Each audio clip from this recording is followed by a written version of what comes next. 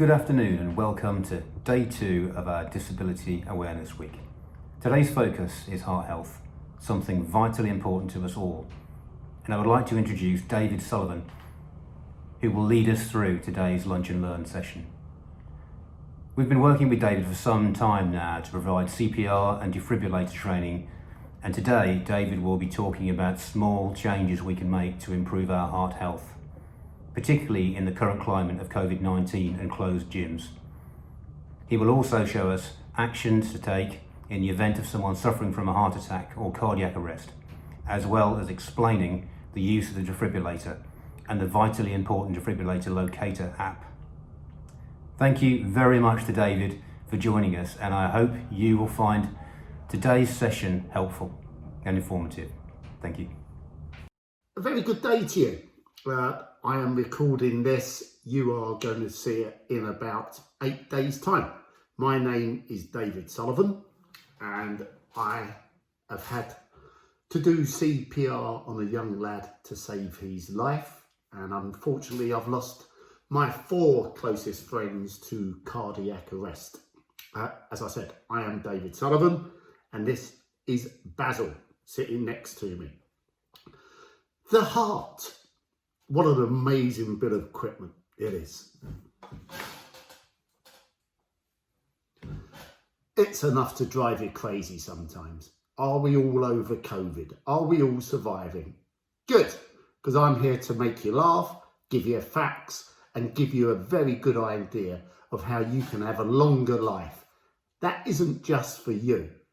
That is for you to be around for your loved ones and the people who care, the people who need you, for the rest of their lives. Okay, right, the heart. It will beat over 100,000 times a day. In a lifetime, an average lifetime, that is over 40 million times a year. Just a year. Getting on for a trillions over the life. This little pump, which in an adult is about the size of a clenched fist, like so, is what it does. When you hear the heart beat, we hear the boom, boom, boom, boom. That is 4 main valves, opening and closing, opening and closing. So we've been given this wonderful gift, which we've got in our body. Hands up, how many of you really think about looking after your heart? Not many of us. I'm a roofer by trade. I wasn't even thinking anything about it. But I've been amazed to find out. I am so fortunate that I've learned from cardiologists. I have to go and lecture cardiologists, and I am so humbled to be able to do something. You listening to this today may well put you in a position to be able to save somebody's life. I am going to show you how to do CPR. I'm going to explain the difference between a cardiac arrest and a heart attack. How many of you know that? I do. I didn't, but I do now. So, okay, right, the heart. It is located just left of centre in here, which means that actually your right lung is a little bit bigger than your left lung. And we really want to learn how to look after this amazing bit of equipment. How can we do from external? We can't open up and play about it on the inside, but by doing things in life, we can help to do things about it. I'll put on the goggles. Laughter, trying to be happy is a tremendous way of keeping your heart healthy. That is an absolute blinder to try and do something. I might not be very funny, but just try to stay happy. Try to laugh. Oxygen. Oxygen is in the blood, and the blood goes all the way around the body. It takes about 45 seconds for the heart to beat, to send the blood to go around the body, to get back to the heart again, on average. You girls beat us as always, as if we don't know enough.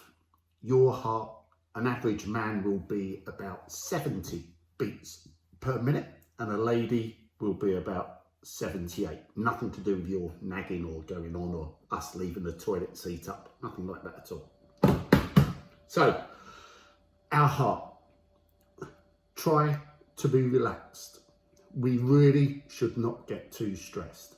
At this terrible time in life, the year we're having, things could be worse. There could be you there going through bereavements and other things. When we are really down and we're really, really fed up, it affects our heart. It affects our health. It affects how we feel. We feel low, we feel dour, we don't feel very good. We really should be taking a bit more time. Breathing exercises. You can download loads of apps on the internet.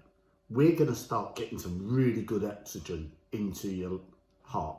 And in that, by doing that, that will then let you get some oxygen into your lungs, which will then, we can get it all around your body, oxygenate your body, just to feel a little bit better.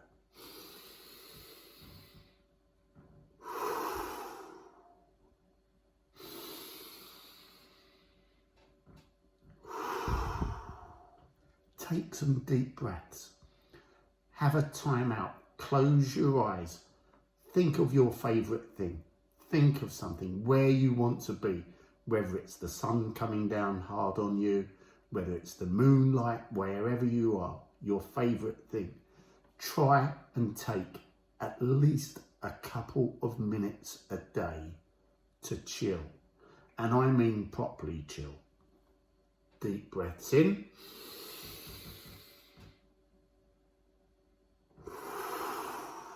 Blow out as hard as you can. Breathe in through the nose.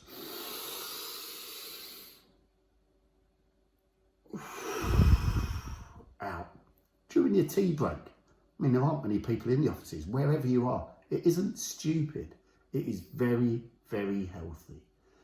Get the oxygen through your body. Feel more alert.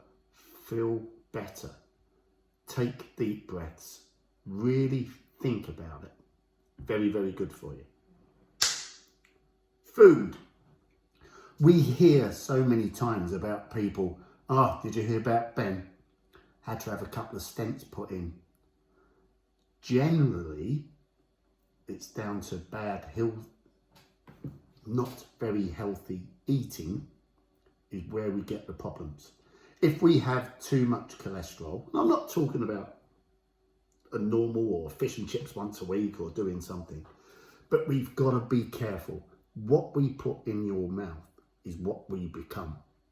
So we should have a balanced diet. I'm not going to go on. If you wish to contact me and talk to me, we will get a balanced diet organised for you.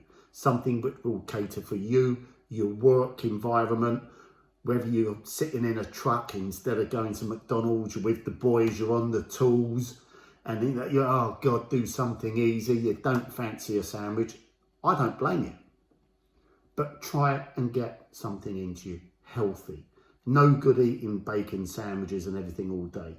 We may get away for it for a while, but when we start to get to middle age and where have you, bang, it will come back and bite you with a vengeance. So really, all of you have jobs. You're all very bright, intelligent people. Think about what you put in. Think about your diet. Do something about it. Cholesterol can happen in very skinny people. You don't have to be a big gluttonous person like me to get cholesterol. It can happen to anyone. But just be careful, okay? Not too many cakes. Cut the sugar out in your coffee. There's lots of ways we can do this and cut it out. My big disaster, hope my family don't come in when I'm talking about hearts, cheese. I'm a killer for cheese. Terrible. Okay, diet. Okay, contact me, David Sullivan, 07900087701. Strictest confidence. Only me and you will ever know about it. So that is one thing we can do. Look, keep the weight down. Make sure that what we're putting in is good things, and not too many bad things. Then, exercise. Your heart is a muscle.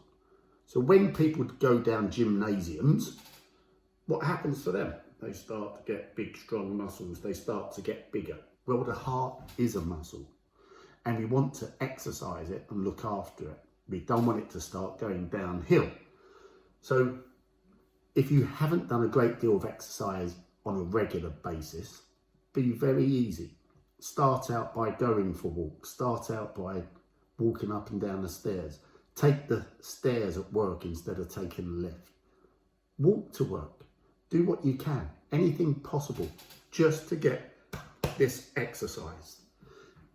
Join a running club, go cycling, anything you can do to do a little bit of exercise for this.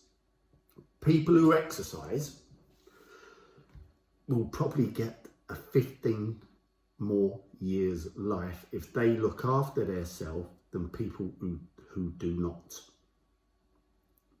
If we become very sentimental and don't go out very far, the heart doesn't get the exercise. Okay, that doesn't mean everyone who doesn't exercise will not live 15 years longer, but it really does help. Get exercise, keep yourself healthy.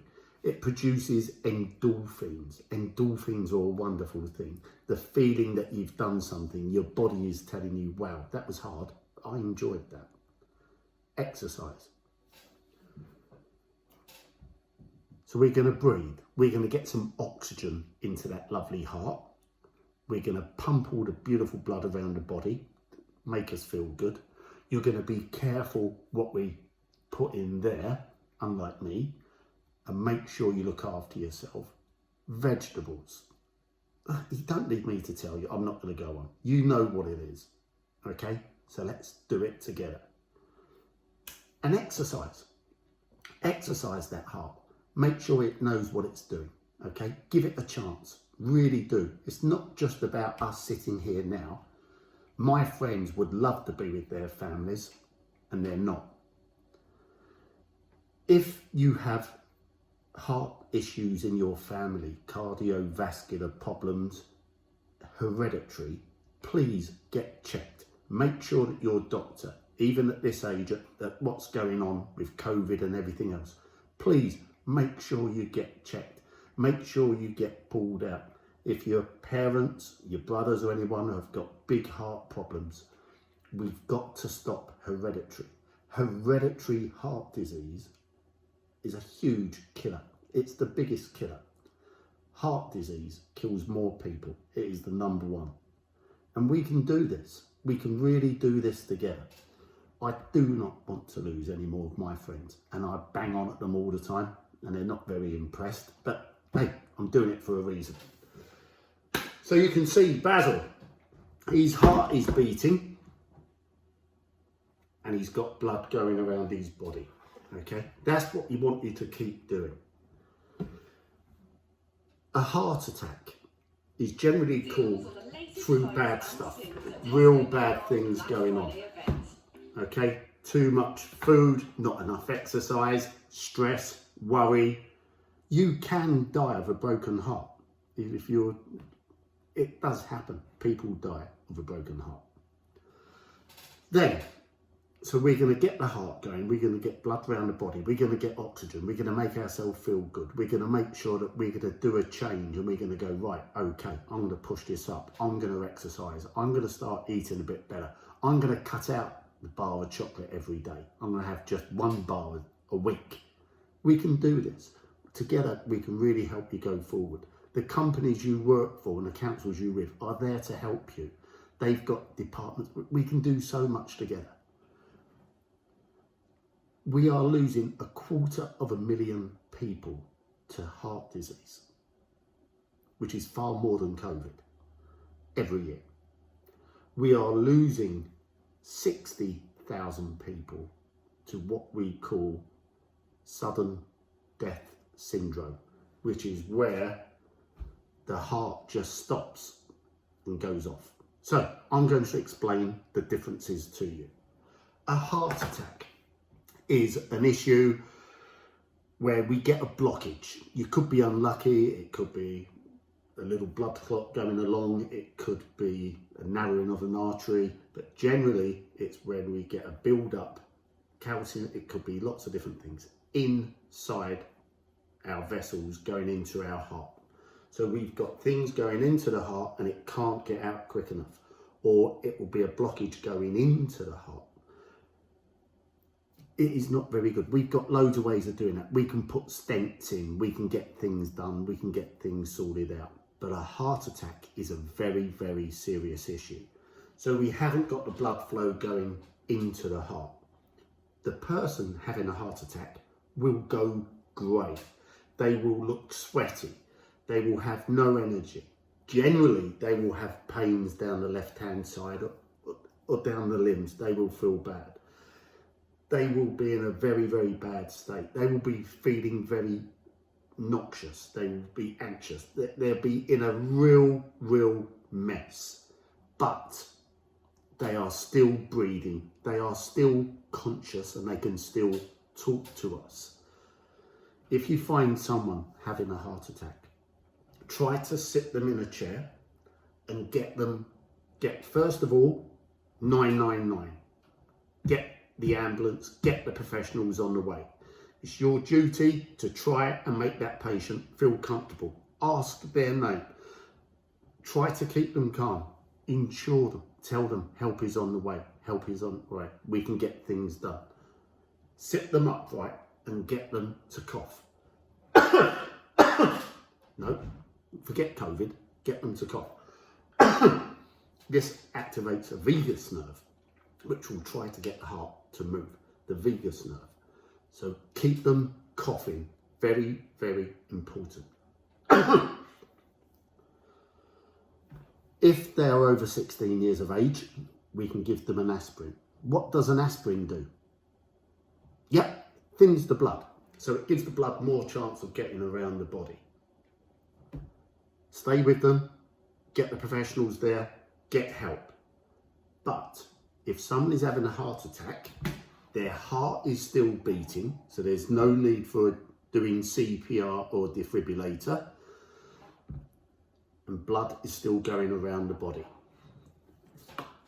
If Basil was going into cardiac arrest, boom, it's an electrical problem.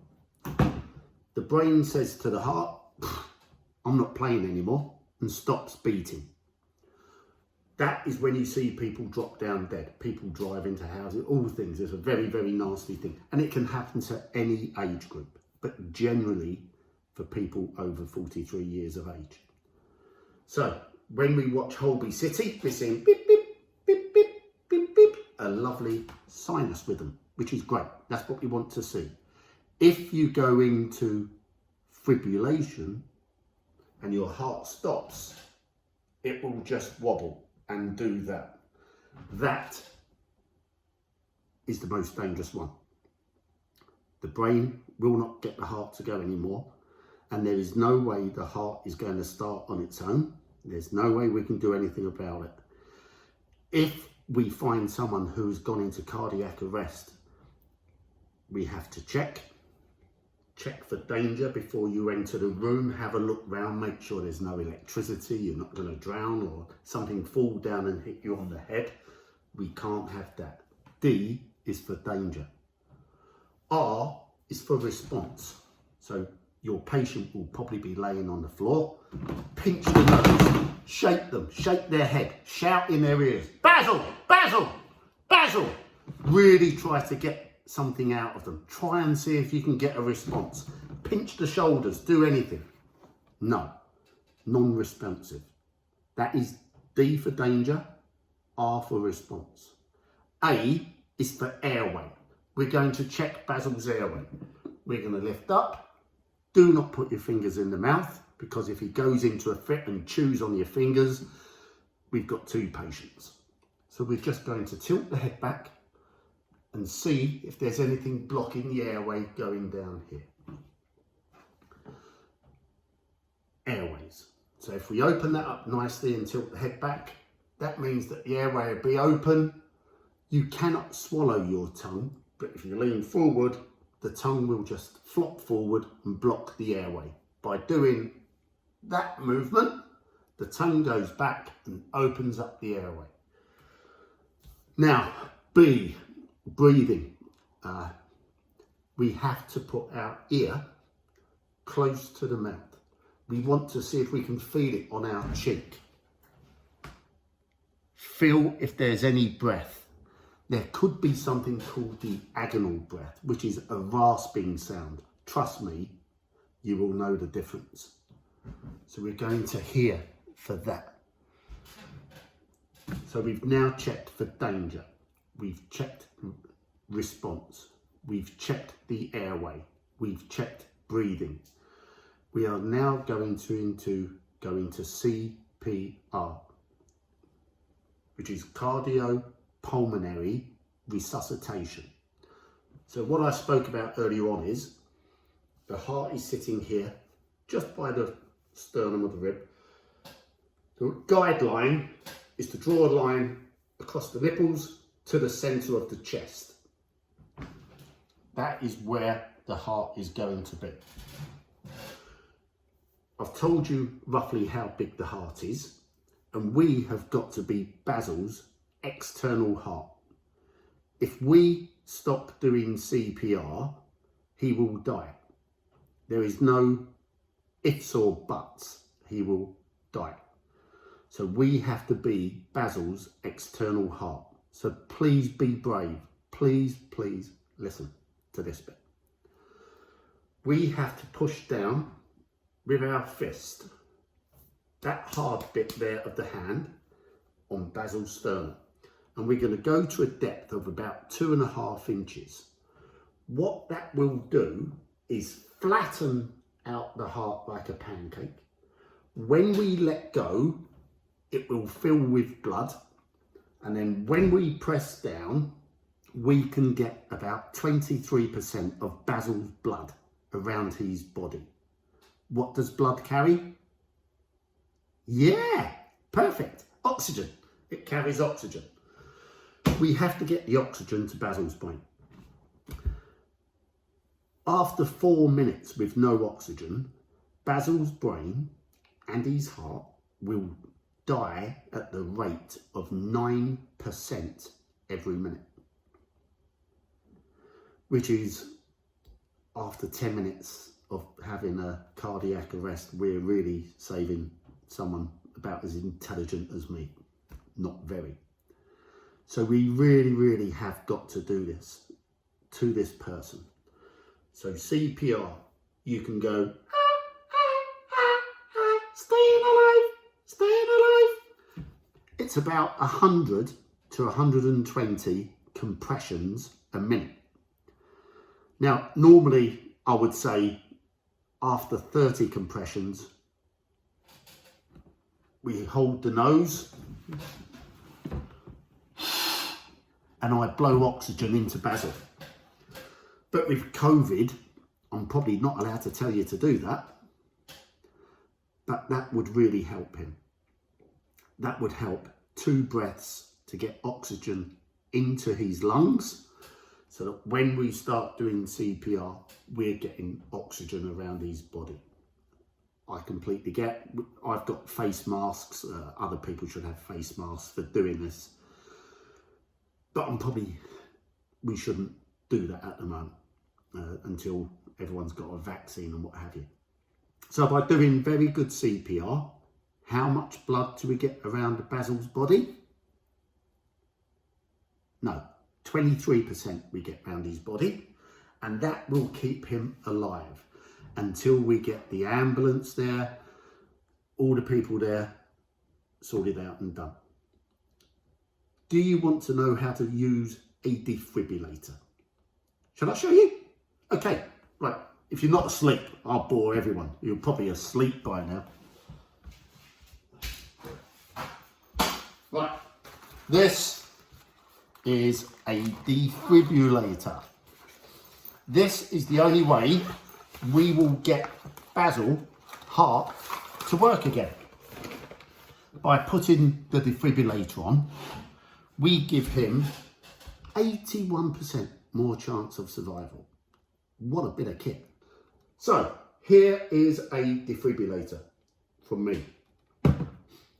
The only way you could hurt someone with a defibrillator is by hitting them around the head with it, okay? When we open it up, there will be 2 pads, and we attach the pads, one here on Basil's chest and one here, so that we get a line going across his heart there, and then the 2 pads are electrodes. They will talk to each other and decide how much of a shock to give him. And I don't mean going boo. It will give him a shock. Why the defibrillator is reading that, it is very important you do not touch the patient. A, because you might get a bolt, but the most important thing is the machine will pick up your heartbeat and it will not shock. The pads will check, and it will only deliver a shock if the person's heart has stopped working. Okay? So please don't be scared. So what we have to do is get the 2 pads on the chest. Inside the bag here, you'll find tough cut scissors. You will find a razor, because where I live in Oxted, some of the women are a hairy chest. You will find a razor to making sure it's a very hairy person. We get the pads to stick so it can do its job. Right, I will go through slowly for you. Open up the cover. Begin by removing all clothing from the patient's chest. Cut clothing if needed. The machine will talk to you. It will talk you through it. But if you know what to do, you can jump forward. When patient's chest is bare, remove protective cover and take out white adhesive pads. Place pad exactly as shown in the picture. Press firmly to patient's bare skin.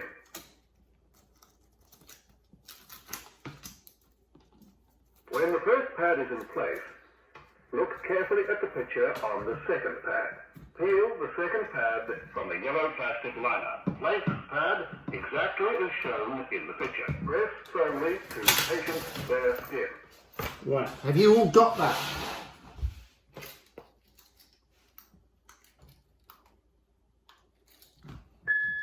No one should touch the patient. Analyzing. No one should touch the patient. Analyzing. Shock advised. Stay clear of patient. Press the flashing orange button now. Shock delivered. Be sure the ambulance service has been called. It is safe to touch the patient. Start CPR. For help with CPR, press the flashing blue button. There you go. That is how easy they are to use, a defibrillator. So knowing where they are, I'm going to give you an app. I'm very, very humbled that a friend of mine developed this app. He was in London, he's a surgeon, he came out of a show, he got a shout, help, help, help, started doing CPR, and nobody knew where the defibrillator was. So now we have an app called Good Sam. Can you remember that?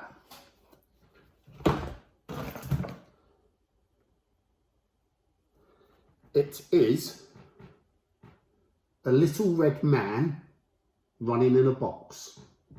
Download the app. I press that.